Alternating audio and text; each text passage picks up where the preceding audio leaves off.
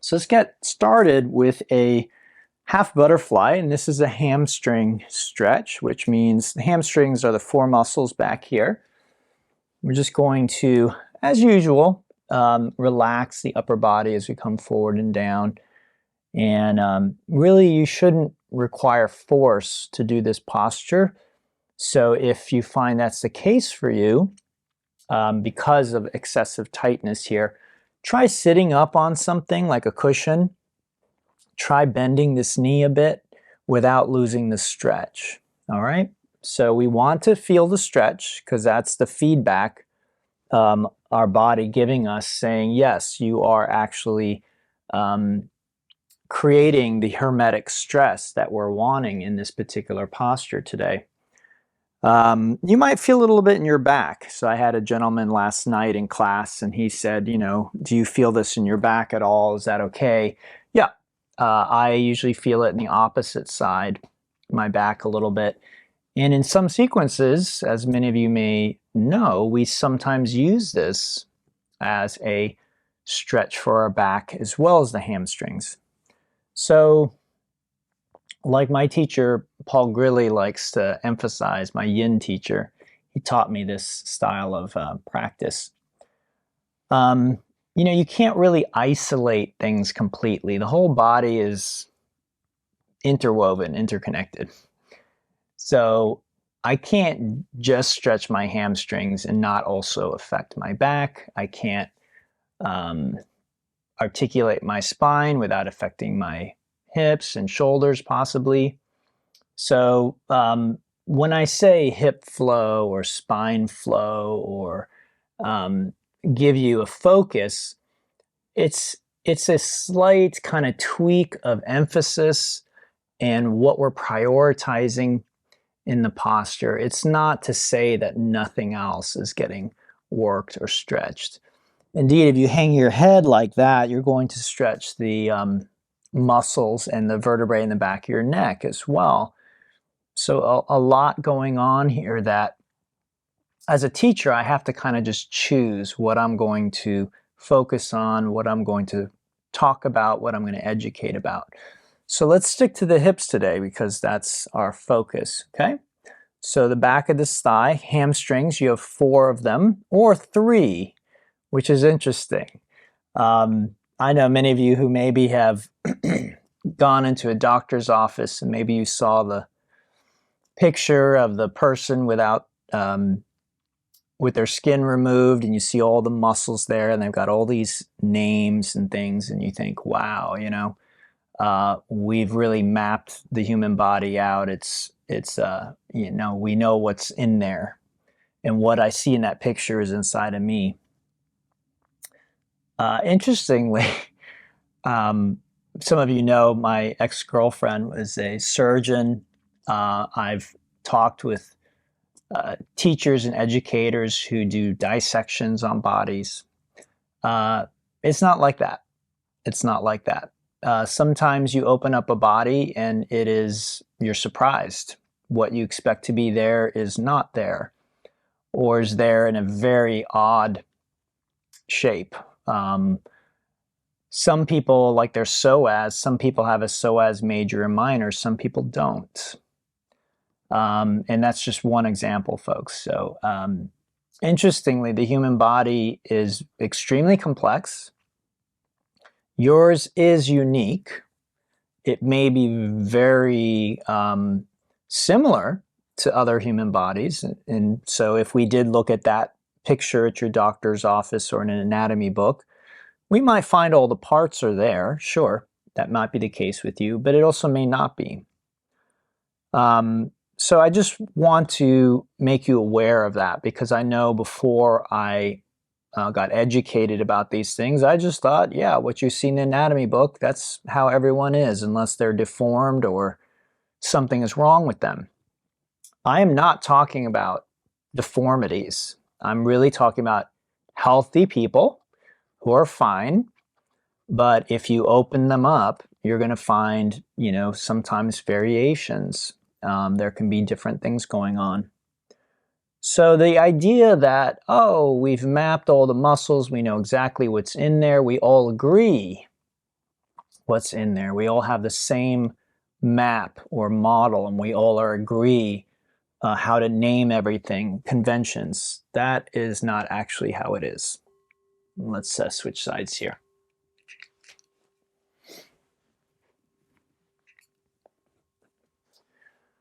So I'm not just saying this to hear myself speak. I think some people, they think that maybe I'm just blabbering. I'm not thinking about what I'm saying, or there's no purpose behind it. There absolutely is.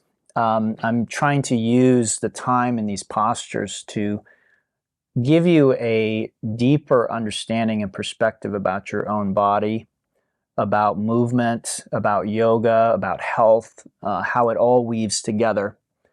So if you just drop in on one class and you hear me talk, it may seem like, what is he going on about? Like, I just wanted to stretch. Like, why is he talking about muscles? Why is he talking about, differences of opinion from anatomists? I do that because I think it's important, because I know, again, prior to diving deep in this subject, I was under the impression that, like, all doctors agree. All scientists agree. All science experiments, when done right, necessarily come up with the exact same results. All kinds of things. But what I've learned is that is not true. So there's a kind of myth that we grow up with in the West, that, like, all scientists agree and here's the science. But that's not really the case. So we see that even with our good old hamstrings here. There are 4 of them. So if, again, maybe there's someone who has 3, I don't know. But generally speaking, we find 4 hamstrings in a healthy individual. But anatomists disagree about how to name them or how to think about them. So the reason for this is you have 4 muscles: semimembranosus, semitendinosus, biceps femoris long head, and biceps femoris short head.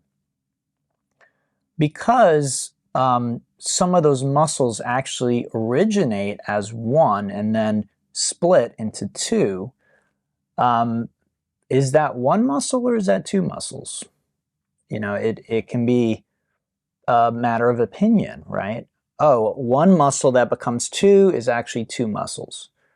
Or is it 1 muscle that becomes 2 is 1 muscle just with 2 heads, right? Biceps femoris long head and short head. So it starts as 1 and becomes 2. This actually opens up a really interesting discussion in terms of more spiritual aspects of yoga, because a big question or thing that we're looking at in deep spirituality, and I need to be clear, I distinguish spirituality from religion. So religion tends to be a series of beliefs that you hold, and that's fine. I'm not saying there's anything wrong with religion or bad or evil, but it just tends to be dogma. I believe this. I believe that. I believe you shouldn't have sex before you get married. I believe, whatever. Jesus is the Son of God and is the Savior of the world, and the only one. No one else is. Everything else is just a bunch of noise. That's fine. That's a belief that you have, but there's no evidence or proof for that other than other people who believe the same and who say, yeah, I believe the same. Again, nothing wrong with that. If you're a devout Christian, that gives your life purpose and meaning and clarity, that's great. But what we find even in Christianity, those people who go in search not of just beliefs, but actually experience, it becomes a very different thing. Okay, and that's the big difference. What I teach, yoga, I'm not trying to get you to believe a set of dogma or beliefs. What I'm trying to share with you on the deeper end, so these classes tend to be kind of just stretching and a little bit of education, which is very valuable. But those students who are ready to go deeper, we're, again, looking for an experience. And what we want to experience is our true nature, our self. So for most of us, if we don't look any deeper, most of us just identify with this body. Oh, this is me, right? And we have these limbs and, whatever. We have this idea that this is myself, this kind of hunk of meat, these limbs. But, and I'll get into this in a moment, we're going to take a break first. But if we look at that thing with the muscles, like is it one muscle, is it two muscles? This can begin to lead us into that, well, we're not really sure area. All right, so let's go ahead and unwind for a moment. We're just going to rest. We call this a rebound, and it's a type of mindfulness practice. The first thing you want to do is catch yourself from counter stretching. So, the impulse is generally to do something like this right after that pose, okay? And again, it's not the end of the world if you do. You're not evil, you're not a bad person, but you're missing an opportunity. And that opportunity is to hold space for what potentially is an uncomfortable moment or experience. So you come out of the pose, maybe you feel these, sensations of vulnerability in your spine or your back or your hips, and see if you can just ask the question, am I actually unsafe? Right? Am I just uncomfortable or am I unsafe? And if it's just discomfort, try and just take a breath, relax, let it be there. Most of us are in the habit of immediately trying to snuff out any kind of discomfort. We don't, not even thinking about it. We come out of the pose, we're immediately doing this. I see it all the time in class. Somebody just immediately is doing that because they're like, I don't feel comfortable, it doesn't feel good, I need to fix it. So that's the first mindfulness practice. Catch yourself before you do that counter stretch, okay? Well, let's do the counter stretch now. So it's not that we can never counter stretch or it's evil to counter stretch, or even that it's not necessary at a certain point. We just want to see if we can give ourselves, 30 seconds or a minute of whatever it is we're feeling as we come out of that posture. Vulnerability, fear, maybe pleasure. Sometimes coming out of the pose feels really good. There's a kind of a sense of like, relief, right? And that might be very enjoyable. So it doesn't matter, pleasure or pain, we want to see if we can hold space for that. The only thing we don't is safety. So if you feel, wow, this is really dangerous for me to not hug my legs, then hug your legs.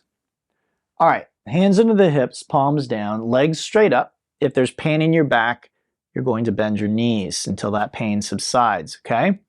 Otherwise, legs straight, lift the head and neck, deep breath, exhale, lower the legs just before they touch, pause, inhale, pop those legs up, and exhale, pop up to seated. Okay, everybody. So, moving right along, we're going to come into a tabletop and turn to face the long side of the mat, right? There's a short side and there's a long side. It doesn't matter which way you go, which way you turn. And then we take the right leg to the right and the left knee away from the right leg, okay? And we want to feel stretch right in here. Feet can flex or point. Left foot can be directly behind the knee, or I've pulled it in closer to my buttocks and I've rocked my hips back onto that foot. You could also keep your hips up over the knee so your hips are up higher. You can stay on your hands, drop down to your elbows, rest on a big pillow, put your forehead on a block. So again, lots of options. Really only 2 ways or 3 ways to do it incorrectly. One is you don't feel the stretch. These are adductors. Okay, so adductors, right in there, the groin. Second is you injure yourself or hurt yourself. Okay, so you have to monitor that. And if something feels unsafe, experiment, right? So if this hurts, maybe if I flex my foot, the pain goes away. Maybe if I point it And again, these are things I can help you with. So this is why at the beginning of class, I actually forgot to do it today, but I usually ask if anyone has any questions or has had any problems.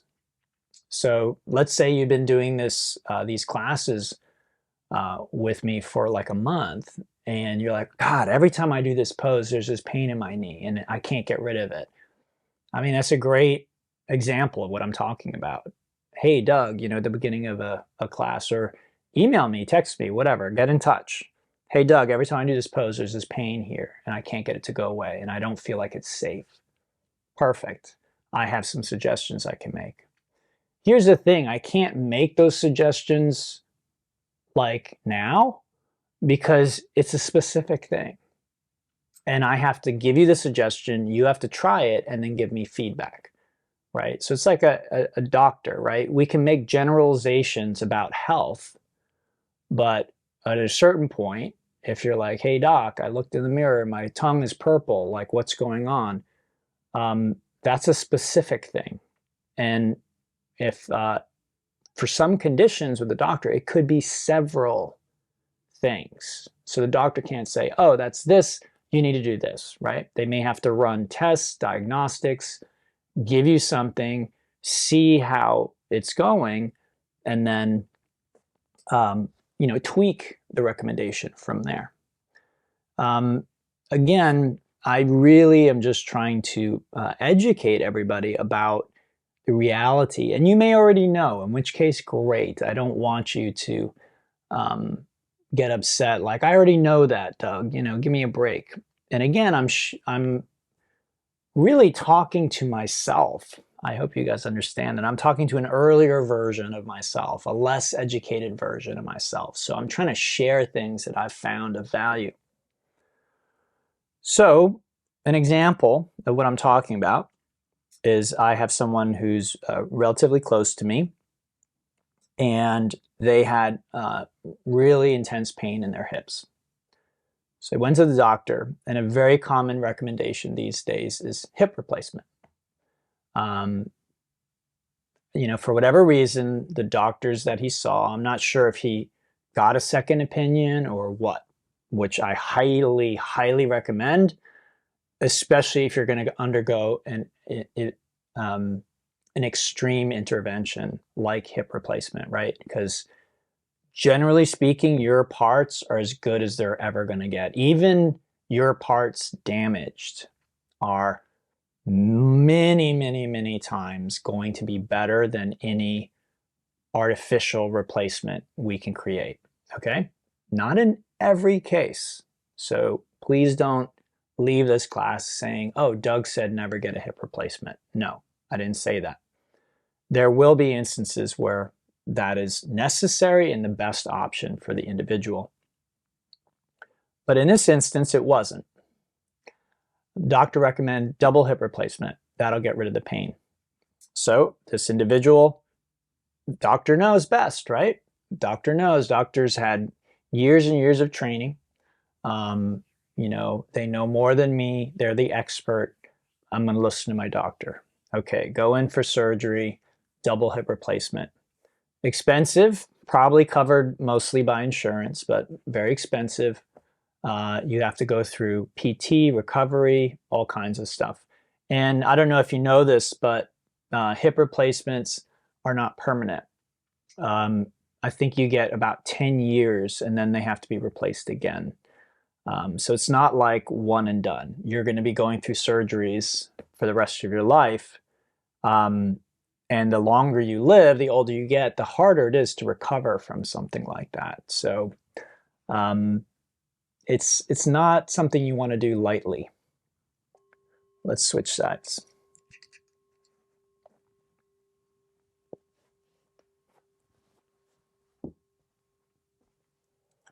Okay, so again, we're going for this right here. So what's interesting about this story is this individual listened to the doctor, got a double hip replacement. I'm not even sure if the pain ever went away. Because again, once you have a surgery, you have to recover. So there's a lot of other pain that needs to be dealt with. But at a certain point, you know, you would expect after double hip replacement, okay, you know, I should be pain-free now. Well, either that was a temporary situation, or it never happened. I'm not clear on that part of it. Anyway, pain came back. And then a further investigation turned up that this individual has a, you know, sort of a genetic neurological disorder that causes the pain. And the recommendation is stretching, things like yoga, you know, more holistic health. Now, wouldn't that have been great to have known that before you had an expensive surgery and both of your hips taken out, so that, again, every 10, 12 years now for the rest of your life, and this is an individual my age, so I'm, again, 49, almost 50, so, you know, maybe you're going to die in the next 5 years, but many people are living to 80 and beyond, so, you know, 60, another hip replacement. I mean, that's if everything's good, right?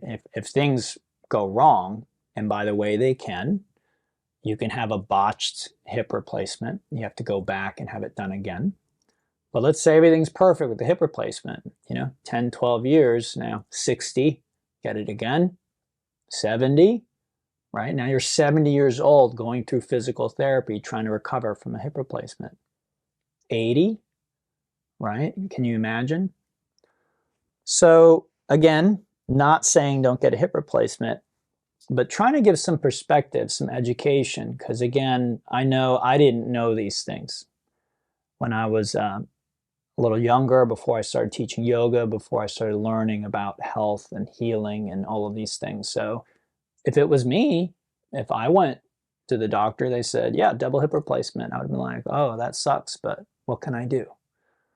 Right? What can I do? Doctor says, doctor knows best. Again, some people know to get a second opinion, but honestly, you might get a second opinion that's the same. Probably what you want to do if you're going to get a second opinion is get someone with a different background. They can still be a doctor, but maybe you get an osteopathic doctor, right? There are different schools of medicine. And so you can get someone with a very different point of view. And according to my ex, the surgeon, she would always say, and she's a surgeon, folks. She does surgery for her living. That's how she makes her living, is doing surgery on people. What does she say? That's your last option. Explore everything else. And so she would include in that yoga, holistic healing, Tai Chi, changing your diet, changing your exercise routine, acupuncture, dry needling, chiropractic, therapeutic massage, you know, going and seeing a witch doctor. Like, she basically would include everything that you could try before you get cut open. You should do that first. Exhaust your options. Now, again, that's her opinion as a professional. That's her feeling. I'm not saying every doctor would agree. Probably most of them wouldn't right now, but this is someone who does that for a living. So I'm just sharing with you that perspective, because you might think, well, Doug's a yoga teacher, so of course he thinks like that. But I have, again, many students, people I'm close to who are in medicine, and you might be surprised at how much they agree with me when I say things like that, you know, that you should explore all the other options first. And again, what happened to this individual is a great example of that.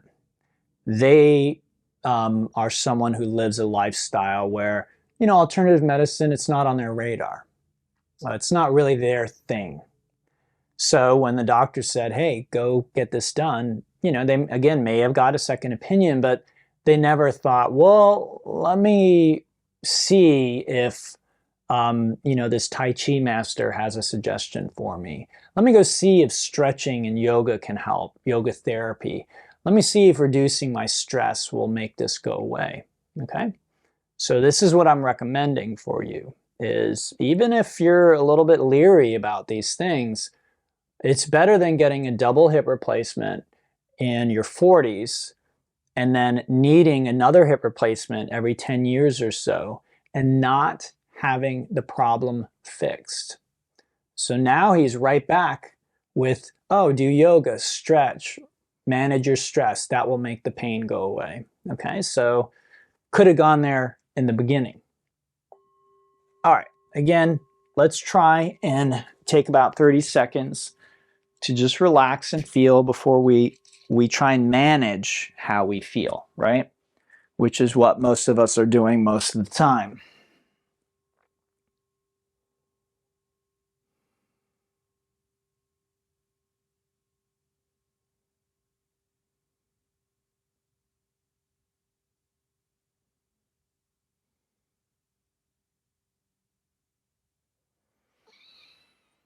So it's a mindfulness practice because if I'm not paying attention, again, I will probably reactively do that and, get rid of the sensations, which go ahead and do that now. Now, that's not the only value in the rebound, mind you, but that's the one, that it's sort of the start.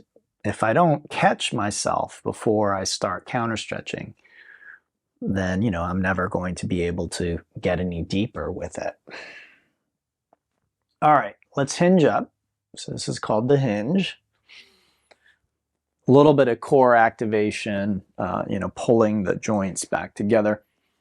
We come into tabletop. We do a little bit of the bear, which is like cat-cow, but just some more variety. Spine, torso, but shoulders, hips, and neck as well.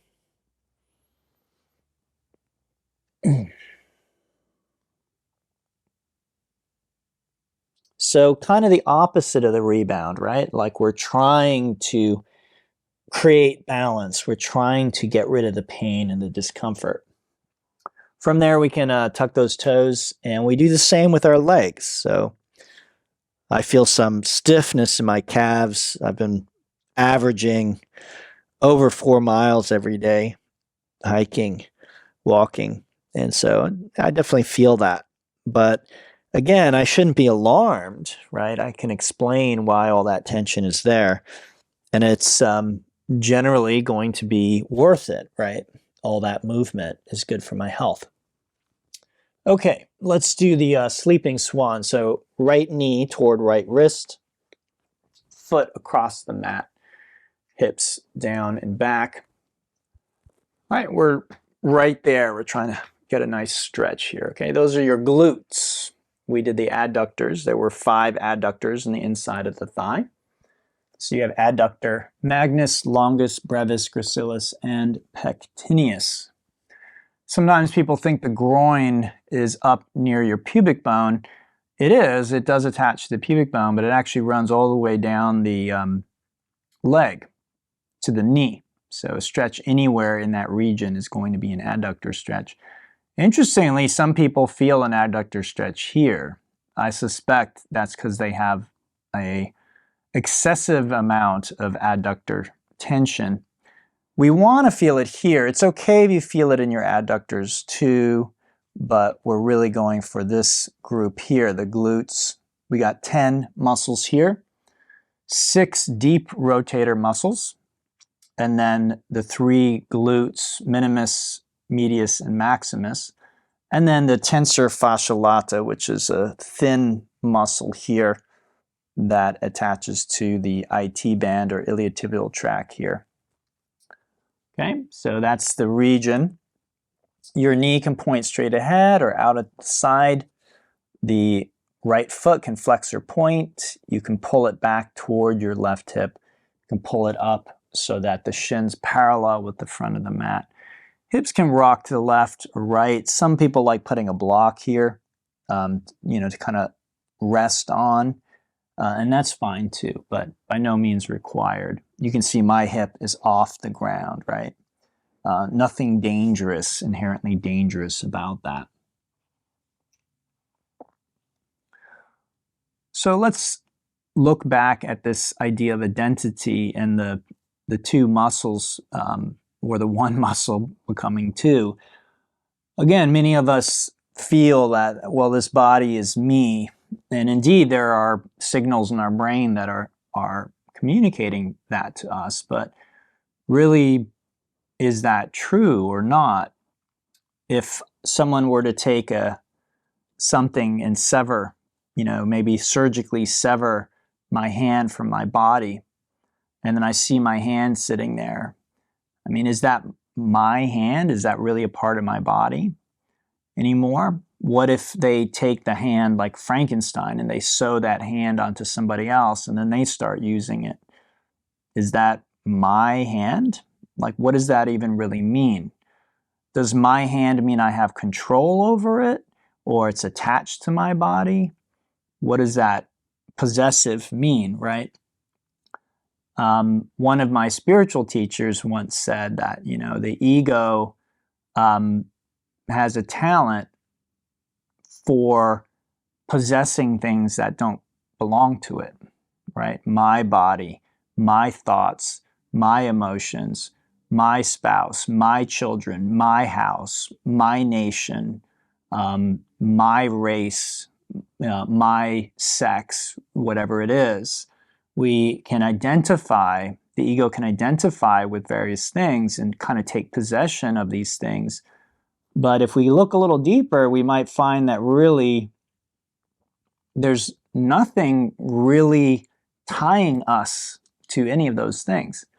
And the reason this is worth investigating, folks, is that a lot of suffering can come from identifying with the wrong things, for lack of a better way of putting it. So again, my body, this or that. So again, I bring up this point with the muscle, semimembranosus, biceps femoris, long head, short head. Is it one or is it two? Right? Well, you ask some people, they say, oh, that's two muscles, that they share, an origin or something like that. And then you ask other people and they're like, no, that's one muscle, has this origin, and then it splits into two. Who's right? And that's what's so interesting about these things, is people can debate, they can argue. Some people get can get impassioned about different things, ideas like that. No, it's definitely one muscle, or it's definitely two muscles. And again, oftentimes you find this is what's happening, in my opinion, with religions fighting.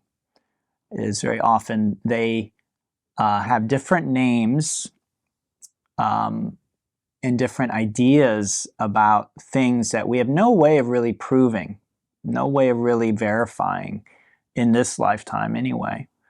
And many people are willing to die and fight just because they believe something. There's no way to really prove it, but they're willing to die for it anyway. Let's switch sides.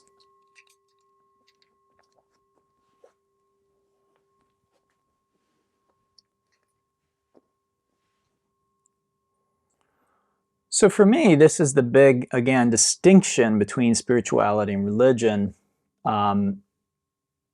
What I teach is meant to be verified. This is one thing I really appreciate about the historical Buddha. Now, Buddhism is interesting because it's both spirituality and a religion. And that's true of most what we would call major religions. There are, again, Christian monks and hermits and nuns who are Christian through and through, but they've gone beyond Christianity being a religion, and they've gone deep enough into themselves and the nature of reality so that they are essentially having an experience of Jesus or God or whatever you want to call it. They're having what we call a mystical experience. So they're having an experience that maybe they express through Christian terms, but really transcends Christianity.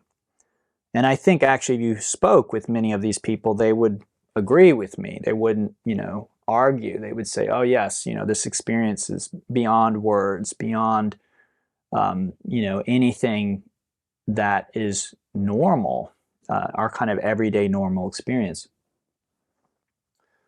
So Buddha said, be a light unto yourself. And he wanted everyone to verify for themselves what he was teaching. So he was never saying, hey, just believe me on faith. Like, just trust me. You're going to go to heaven one day. Just trust me. Do these things, follow the precepts, and just one day you're going to go to heaven. It isn't really what he was doing. He was trying to, in that individual's lifetime, free them of suffering. And much of yoga teaching is the same way. So my foundation was in Zen Buddhism. And Zen, if it's approached in, I'm going to say, the right way, I'm not trying to make anyone feel bad, but I do really feel that's the right way to approach Zen, is it's not a religion. It's not a set of beliefs. It is a practice that you do that brings you to an experience of what the Buddha experienced, more or less. Maybe not an identical experience, but a similar experience, a similar realization. And again, Christians have the same thing. They talk about it differently. Christians often talk about, Christ consciousness and the birth of Christ in your heart, right? So they're talking about something happening inside of you, right? The Christian monks and nuns, again, the renunciates, the people who go really, really deep. They're not talking about, oh, when I die, I'm going to heaven. They're meditating, what they call contemplation, and they're doing that for oftentimes hours a day, and then they experience the birth of Christ in their heart. Okay, so that's how they speak about the experience. That's their verbiage for it. Is that really different than an experience of nirvana or shunyata, oneness? All these terms that different groups of people and different religions have come up with to describe these experiences. I don't think so. And neither did Thomas Merton, who was a Christian monk who lived in the 60s. He found a book by, I think it was D.T. Suzuki, who's a Zen master.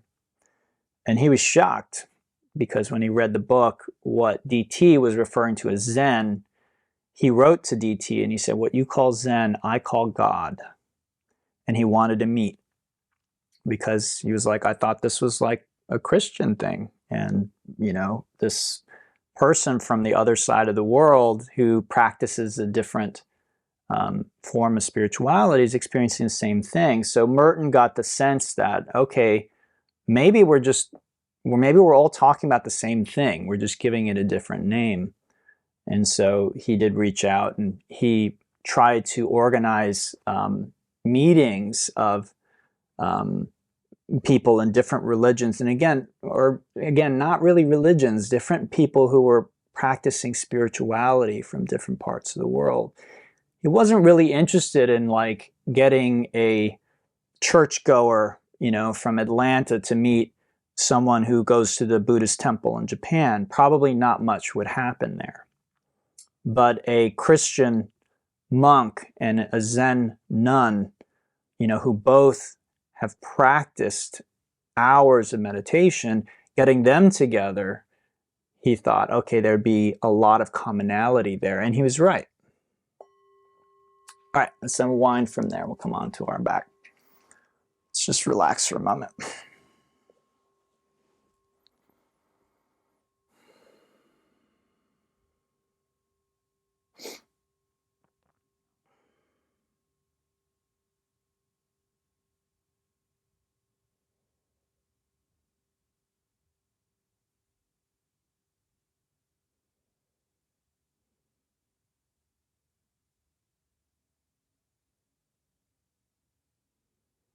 All right, let's bring those legs in. Hopefully you were able to rebound for a little bit, paying attention to the sensations that were there, the emotions or thoughts that were there. Again, that's just mindfulness when we're noticing those things. All right, so make sure you know your left and your right. And we'll take the left leg up toward the ceiling and we'll drop it over to the right. Okay, it could be straight or bent. Take the legs apart, right? So imagine you have scissors and you're opening them up. And then bend the knee, reach back, grab the foot. Okay, you should feel stretch in the front of your thigh. You can move this foot around. You can hug it in or kick it back. You can keep your head on your hand, upper arm, ground, pillow. Left shoulder can stack above the right, or you can lay back and deepen your twist and also back bend, which this posture is both. It's a quad stretch, hip flexor stretch, twist, back bend. Okay. So what does all of this have to do with us or our happiness, our well-being, our health? I'll tell you. Again, identity is important. Who am I? You know, and also questions like, what am I here for? What's the purpose of life? What should I be doing? These are important questions, in my opinion. And if we don't answer them, we're likely to, at least at times in our life, feel kind of lost and purposeless. And what's interesting about a lot of my students is a lot of them are older. They've had kids, they've had career, they've had family. Many of them are at the age where their kids are like starting to leave the home. So I think many of us grow up with this idea like, my purpose is to get a job, find somebody, have kids, and raise them. But what happens when you're still relatively young, healthy, you have energy, and it looks like your life's purpose is kind of done? Like the kids are grown up, they're going off, shipping off to college. You know, one can be like, well, is that it? Is now I just retire? Or, you know, is there something more?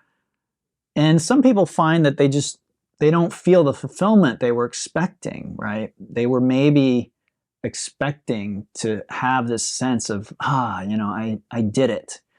The American dream, I did it. I bought a home, I raised a family, and now my kids are going off into the world and now I can relax. But at least some people don't feel that. They feel a sense of discontent. And again, I kind of question you, like, was that it? Was that all? This is all there is to life? And so again, this question of identity, of purpose can come up.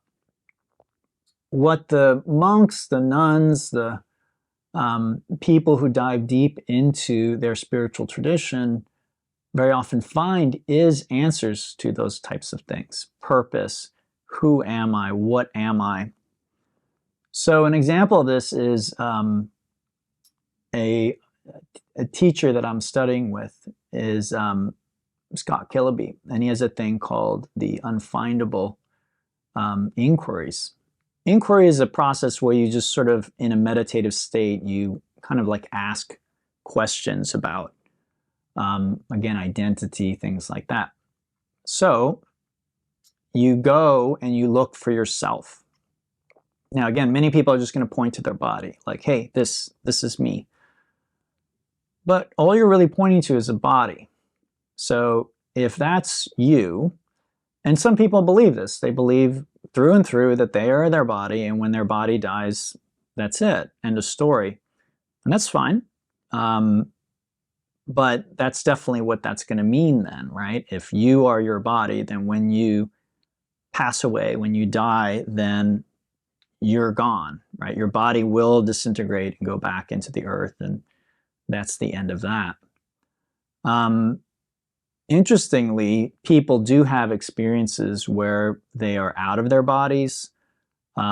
We also have dreams, right, where we go to bed at night and we're having experiences, right? Oh, I saw my father, or I was on a slide in a water park, or I was running a marathon. Well, the body wasn't doing any of those things. And yet we have the memory, we've had the experience of it. And this is why we often think, oh, well, dreams aren't real. But we still had an experience and had nothing to do with the body. The body was laying in bed, basically still, right? So I don't want to get too far into it, but if we dig into identity as the body is my identity, again, we start to come up with problems. Again, if I have one of my limbs taken off and attached to somebody else, or I have my heart transplanted in somebody else, what's identity there, right? My heart is beating in someone else's chest. Am I still alive? Am I dead? Like, what? It's my body, right? It was a part of my body. So what happened there?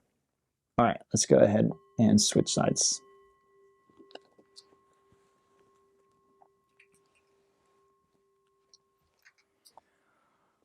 I'm going to turn just so I can continue facing the camera, everybody. All right, same thing as the cat tail. We're hitting those quads, quadricep muscle group. Okay, front of the thigh.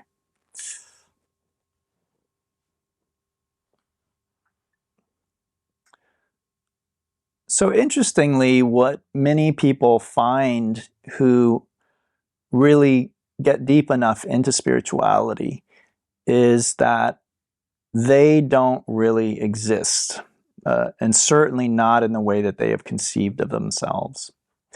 So again, a Christian diving deep into a mystical experience may come back with something like a phrase like, only God exists.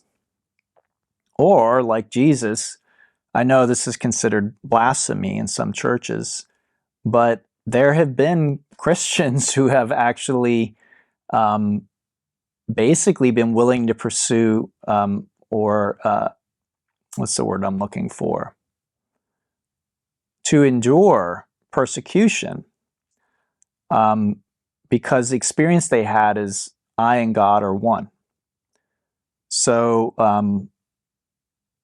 Meister Eckhart is an example of that. I think he has I may not be quoting him perfectly correctly, but he said, the eye through which God sees me is the same eye through which I see God. So that's probably a creative way of saying ultimately God and I are one. Well, if God is everything, in at least the Christian conception, right? God created everything. God is in everything or surrounds everything.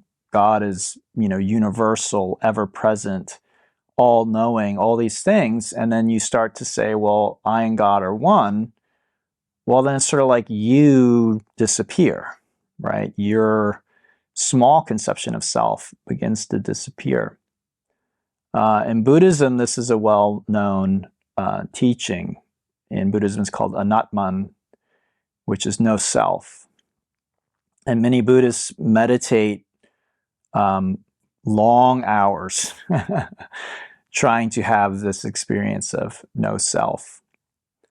In non-duality, this is another thing where, again, that's where my inquiry teacher comes from, the non-dual circles. And again, you go in search of the self, Douglas. Okay, I keep talking about Douglas. Well, let me go look and see if I can find him.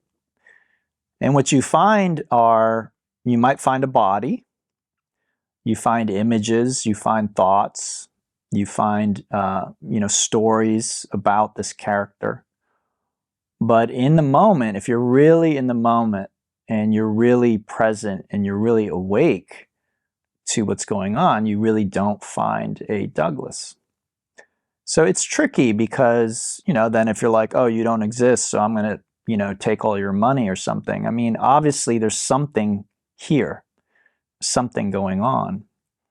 But whether that is a firm identity when you look deep enough, you really have a hard time coming up with something. So again, this body, we know it's only sustained because I'm constantly consuming other bodies, whether that's the body of a plant or the body of an animal. So is this body really self-sustaining? Not really. If we aren't constantly feeding it oxygen, food, water, it will die. And when it dies, its parts will disintegrate and return to the earth. So this body is more like a wave, right? A wave is part of the ocean, and it comes up, and it's sort of like a separate thing. Hey, that wave right there, I'm going to ride that wave on my surfboard, right? It's not like that wave is the same as that wave over there, right? The waves are distinct, but are they not part of the ocean? Are they now separate from the ocean? No, they're just made up of ocean. So again, if you were to look, where does the individual wave start and finish? You don't really find it. A wave is the ocean. The ocean is the waves or creates waves. Likewise, we really aren't separate from the earth, from one another.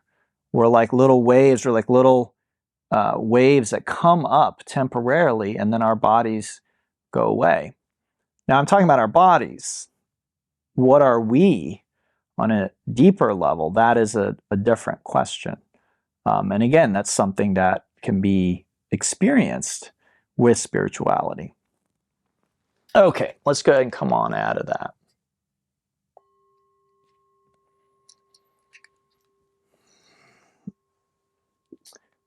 So, if that's a little over your head or your pay grade, that's totally fine. You don't need to understand those things, in order to do the class today, or any of the classes, really. But again, these are things that I like to share with my students, both the medical side of, understanding the current healthcare environment we're in, and then also this deeper side of yoga, which delves into, again, these metaphysical questions and answers them through your own experience. Again, it's not about answering, you just believe me, this is what happens. Oh, when you die, you go to heaven, just trust me. No, it's actually experiencing heaven on earth, right? It's experiencing Jesus directly if you're a Christian, not believing in Jesus, but actually experiencing Jesus. So again, this is the difference between spirituality and religion. And I firmly teach spirituality. I'm not interested in religion. All right, let's bring those legs in, give them a little squeeze.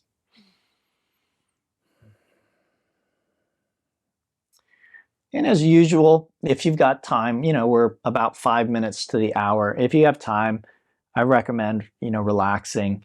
It's more important in the active classes for the relaxation, because in this class we relaxed between sets. But still, if you have the time, it's not a bad idea to just lay down and take 5 minutes to let your body settle.